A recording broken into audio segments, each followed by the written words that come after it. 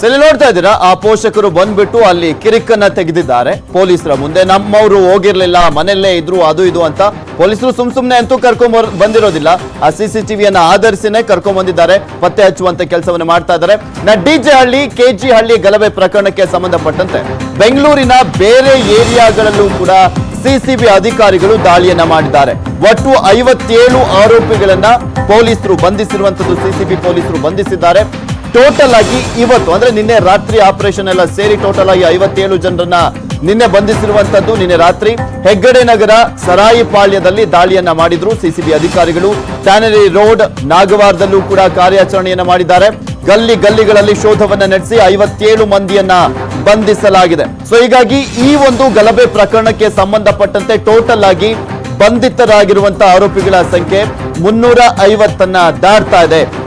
ಇದು ತುಂಬಾ ಕಡಿಮೆಯ ಪ್ರಮಾಣ. ಯಾಕೆಂದ್ರೆ 3000ದಿಂದ 4000 ಜನ ಸೇರಿದ್ರು ಅಂದ್ರೆ ಈಗ ಬಂಧಿಸಿರುವಂತದ್ದು ಕೇವಲ 350 ಜನರನ್ನ ಅಷ್ಟೇ. ಅದರಲ್ಲಿ ಈಗ ಆಲ್ರೆಡಿ ಕೆಲವರು ಬಂದ್ಬಿಟ್ಟು ಇಲ್ಲ ನಮ್ಮನೆಯವರಲ್ಲ ಅವರು ಅಮಾಯಕರು ಅವರು ಅಂತೆಲ್ಲ ಈಗ ಪೊಲೀಸ್ ಠಾಣೆ ಮುಂದೆ ಬಂದು ಕಿರಿಕನ್ನ ತೆಗೆಯುವಂತ ಕೆಲಸವನ್ನ ಕೂಡ ಮಾಡ್ತಾ ಇದ್ದಾರೆ. ಬಟ್ CCB ಅಧಿಕಾರಿಗಳು ಮಿಡ್ ನೈಟ್ ಆಪರೇಷನ್ ಅನ್ನ ಮುಂದುವರಿಸಿದ್ದಾರೆ. ಅವರು ಬೇರೆ ಏರಿಯಾಗಳಿಂದಲೂ ಕೂಡ ಸಾಕಷ್ಟು ಸಂಖ್ಯೆಯಲ್ಲಿ ಕರೆಸಲಾಗಿತ್ತು ಯುವಕರನ್ನ, ಅವರನ್ನು ಕೂಡ ಬಂಧಿಸುವಂತ ಪ್ರಯತ್ನವನ್ನ ಮಾಡ್ತಾ ಇದ್ದಾರೆ. ಮತ್ತಷ್ಟು ಅಪ್ಡೇಟ್ಸ್ ಅನ್ನ ನಿಮ್ಮ ಮುಂದೆ ಇಡ್ತೀನಿ, ಆದ್ರೆ ಅದಕ್ಕೂ ಮುಂಚೆ ಒಂದು ಸ್ಮಾಲ್ ಬ್ರೇಕ್. 264 ಮಂದಿ ಬಂಧನ, 52 FIR. ಆರೋಪಿಗಳ ಸಂಖ್ಯೆ ಹೆಚ್ಚಾಗಬಹುದು ಅಂತ ಪೂರ್ವ ವಲಯದ DCP ಆಗಿರುವಂತಹ ಶರಣಪ್ಪ ಅವರು ಹೇಳಿಕೆಯನ್ನ ಕೊಟ್ಟಿದ್ದಾರೆ.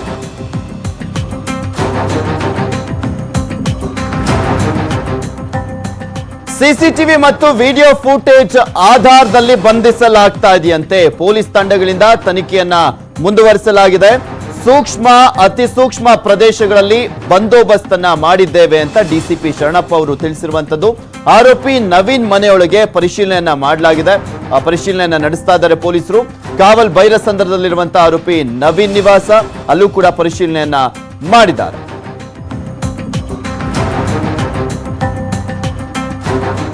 ಡಿಜೆ ಹಳ್ಳಿ ಮತ್ತು KG ಹಳ್ಳಿ ಪೊಲೀಸ್ ಠಾಣೆ ವ್ಯಾಪ್ತಿಯಲ್ಲಿ ನಡೆದಿರುವ ಘಟನೆಗಳ ಹಿನ್ನೆಲೆಯಲ್ಲಿ ಇಲ್ಲಿವರೆಗೆ ಒಟ್ಟು 52 ಪ್ರಕರಣಗಳು ದಾಖಲಾಗಿದ್ದಾವೆ ಮತ್ತು ಎಲ್ಲ ಪ್ರಕರಣಗಳಲ್ಲಿ ಸೇರಿ ಒಟ್ಟು 264 ಆರೋಪಿಗಳು ಇಲ್ಲಿವರೆಗೆ ಬಂಧಿಸಲಾಗಿದೆ.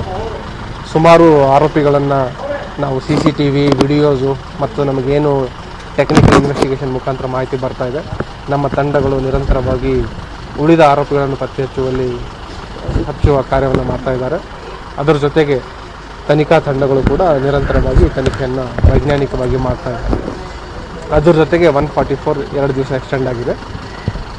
ಎಲ್ಲ ಕಡೆ ನಾವು ನಮ್ಮ ಸ್ಥಳೀಯ ಪೊಲೀಸ್, KSRP ಮತ್ತು ಬೇರೆ ವಿಭಾಗಗಳಿಂದ ಬಂದಿರುವ ಅಧಿಕಾರಿ ಸಿಬ್ಬಂದಿಗಳನ್ನು ನಿಯೋಜಿಸಿಕೊಂಡು ಸೂಕ್ತ ಬಂದೋಬಸ್ತ್ ವ್ಯವಸ್ಥೆಯನ್ನು ಮಾಡಿಕೊಂಡಿದ್ದೀವಿ ಮತ್ತು KSRP, CPMF, RAF ತುಕಡಿಗಳನ್ನು ಬಳಸಿಕೊಂಡು ನಾವು ಇಂಪಾರ್ಟೆಂಟ್ ಏನು ಸೆನ್ಸಿಟಿವ್ ಪ್ಲೇಸಸ್ ಇದ್ದಾವೆ ನಿರಂತರವಾಗಿ ನಾವು ಏರಿಯಾ ಡಾಮಿನೇಷನ್.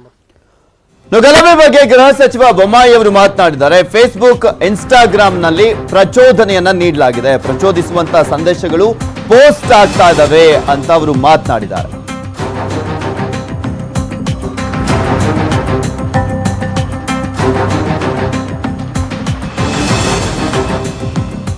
ಮುಂದಿನ ತನಿಖೆ ಬಗ್ಗೆ ನಮ್ಮ ಸೈಬರ್ ವಿಭಾಗ ಹಾಗೂ ತಾಂತ್ರಿಕ ವಿಭಾಗದವರ ಜೊತೆ ಚರ್ಚೆ ನಡೆಯಲಿದೆ. ಮುಂದಿನ ವಾರ ಸಭೆಯನ್ನು ನಡೆಸಲಿಕ್ಕೆ ತೀರ್ಮಾನವನ್ನ ಮಾಡಲಾಗಿದೆ ಅಂತ ಕೂಡ ತಿಳಿಸಿದ್ದಾರೆ ಗೃಹ ಸಚಿವರು. ಅಖಂಡ ಶ್ರೀನಿವಾಸ ಮೂರ್ತಿ ಅವರಿಗೆ ಭದ್ರತೆ ನೀಡುವಂತೆ ಸೂಚನೆಯನ್ನ ನೀಡಿದ್ದೇನೆ ಅಂತ ಕೂಡ ತಿಳಿಸಿದ್ದಾರೆ. ಫೇಸ್ಬುಕ್ಕು, ಇನ್ಸ್ಟಾಗ್ರಾಮು ಅಲ್ಲಿ ಸಾಕಷ್ಟು ಶಾಂತಿಯನ್ನು ಭಂಗ ಮಾಡುವಂಥ ವಿಚಾರಗಳು, ಅವಹೇಳನಕಾರಿಯಾದಂಥ ವಿಚಾರಗಳು, ಜನರಲ್ಲಿ ವೈಷಮ್ಯ ಮೂಡುವಂಥ ವಿಚಾರಗಳು ಬರ್ತಾ ಇರೋದ್ರಿಂದ ಘಟನೆ ನಂತರ ಕ್ರಮ ತೆಗೆದುಕೊಳ್ಳೋದು ಒಂದು ಭಾಗ.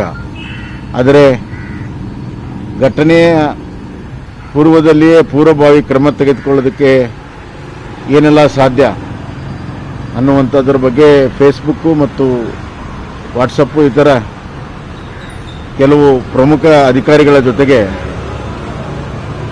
ಒಂದು ಪ್ರಮುಖವಾದಂಥ ಸಭೆ ನಡೆಸಬೇಕನ್ನುವಂಥ ತೀರ್ಮಾನವನ್ನು ಮಾಡಿದ್ದೆವು. ಅಖಂಡ ಶ್ರೀನಿವಾಸ ಮೂರ್ತಿ ಅವರಿಗೆ ಸಂಪೂರ್ಣ ಸೆಕ್ಯೂರಿಟಿ ಕೊಡೋದಕ್ಕೆ ಈಗಾಗಲೇ ನಾನು ಕಮಿಷನರ್ಗೆ ಹೇಳಿದ್ದೇನೆ. ಅವರು ನಿನ್ನೆ ಹೇಳಿದ್ದಾರೆ. ಮತ್ತಷ್ಟು ಅಪ್ಡೇಟ್ಸ್ ಅನ್ನು ನೀಡ್ತೀನಿ ಒಂದು ಚಿಕ್ಕ ಬ್ರೇಕ್ ಆದ್ಮೇಲೆ.